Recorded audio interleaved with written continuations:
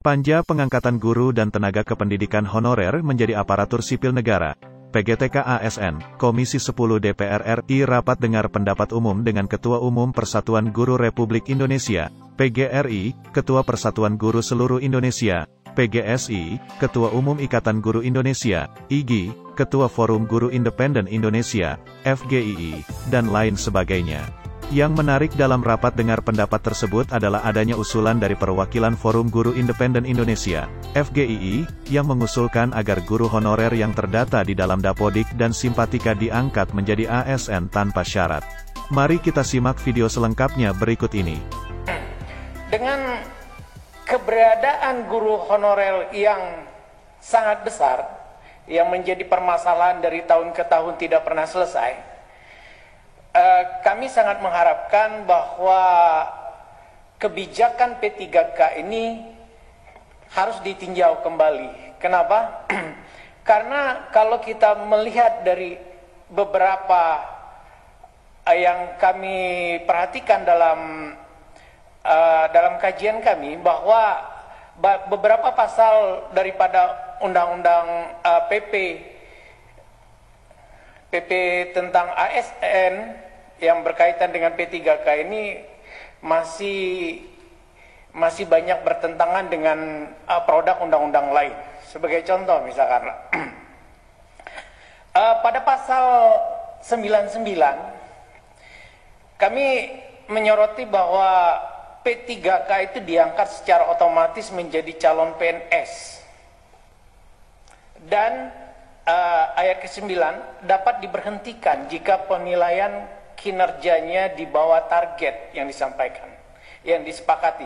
Nah, kami bandingkan dengan Undang-Undang 13 tahun 2003 tentang ketenagakerjaan yang menjadi rujukan, baik itu guru swasta juga, mungkin semua buruh juga, yaitu pada pasal 59 ayat 4, perjanjian kerja yang mengatur tentang perjanjian kerja dalam waktu tertentu paling lama 2 tahun dan dapat diperpanjang 1 tahun.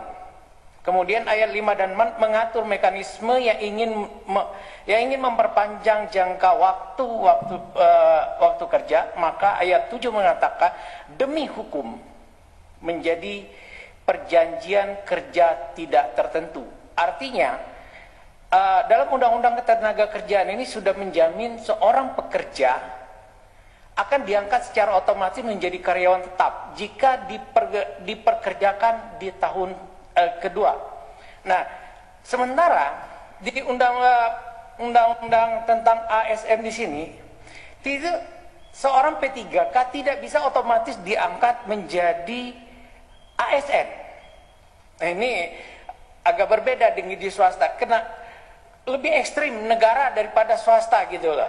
Seharusnya negara itu lebih mengakomodir problematik dari sini. Jadi guru, apalagi kita berbicara tentang guru, bukan sebagai karyawan. Kalau kita berbicara P3K kembali, P3K ini adalah guru swasta di pemerintahan. Nah, artinya dengan diangkat menjadi guru P3K, berarti kasarnya guru P3K ini adalah guru kontrak,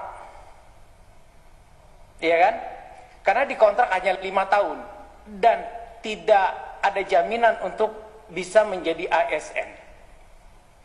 Nah, ini yang menjadi problematik. Nah, karenanya keberadaan guru itu kan bisa melakukan pekerjaan, bisa mengajar dengan baik, tergantung kepada rasa nyaman seorang guru dalam mengajar. Bagaimana bisa mengajar dengan nyaman? Berarti harus terpenuhinya kebutuhan rumah tangganya. Nah, ini dulu berarti tingkat kesejahteraan yang harus kita perhatikan. Oleh karenanya kami FGI untuk mempersingkat waktu, kami langsung merekomendasikan bahwa dalam pandangan FGII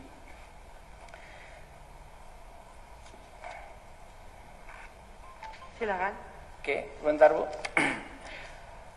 Bahwa P3KI harus ada affirmative action terhadap guru-guru honorer. Kenapa? Karena menurut pandang kami kebijakan negara tentang pengaturan P3K dalam peraturan perundang-undangan ini hanya menjustifikasi hukum. Untuk itu, untuk menuntaskan permasalahan guru honorer akibat ketidakseriusan pemerintah mengelola pendidikan, perlu sekali bahwa keberadaan mereka itu diakomodir, langsung ditetapkan menjadi ASN tanpa syarat. Ini perlu. Kenapa? Karena di beberapa negara juga kami melihat bahwa permasalahan guru itu adalah diatur oleh negara, tidak dibebankan oleh sekolah. Sekolah selalu berusaha menutupi kekurangan guru untuk melaksanakan kegiatan KBM-nya dengan merekrut guru-guru. Dan ini pemerintah sudah terlalu lama lepas tangan. Karenanya perlu sekali adanya affirmative action terhadap guru-guru honorer. Nah, rekomendasi kami yang pertama adalah semua guru honorer yang terdapat di Dapodik dan Simpatika Kemendikbud, Kemenak, demi menciptakan keadilan bagi semua rakyat Indonesia, maka khususnya yang berusia di atas 35 tahun menjadi prioritas utama dalam pengangkatan dan penempatan sebagai P3K atau ASN tanpa syarat.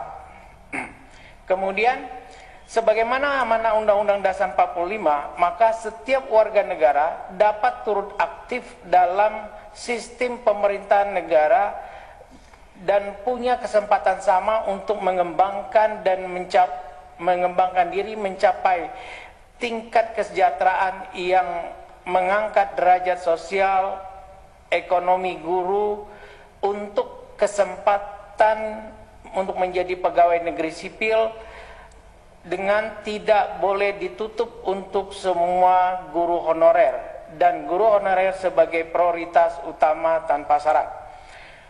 Untuk menjamin terselenggaranya proses KBM di sekolah dan di setiap daerah perlu dilakukan rekrutmen guru dengan ikatan dinas.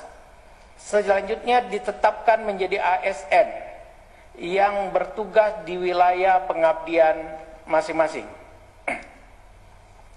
Kemudian anggaran pendidikan yang berjumlah 508 triliun dapat dimanfaatkan secara efektif dan efisien dengan sasaran dan afirmatif yang dialokasikan untuk pengangkatan guru honorer sebagai PNS, karena pengangkatan guru honorer sebagai guru negara merupakan kewajiban negara yang tidak terbantahkan.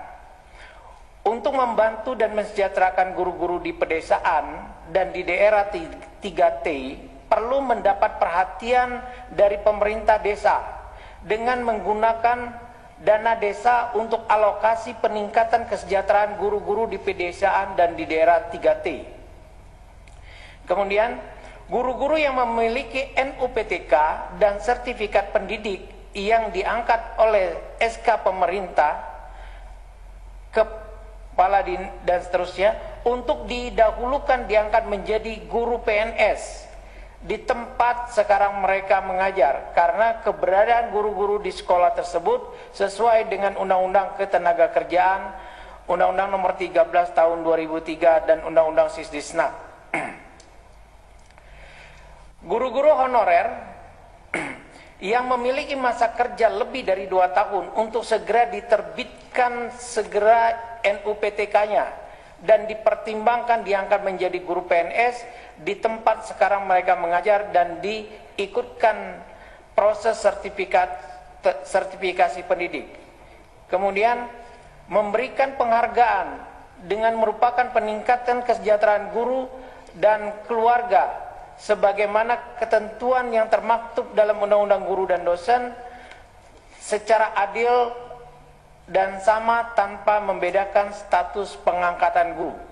Rekomendasi terakhir kami adalah untuk mengurangi kesenjangan penghasilan dan pemerataan guru secara nasional, memohon eksekutif dan legislatif segera untuk menggagas penerbitan standarisasi penghasilan guru secara nasional.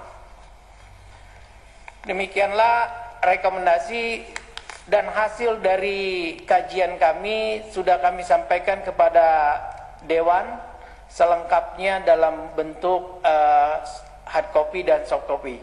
Terima kasih Bu, selamat siang.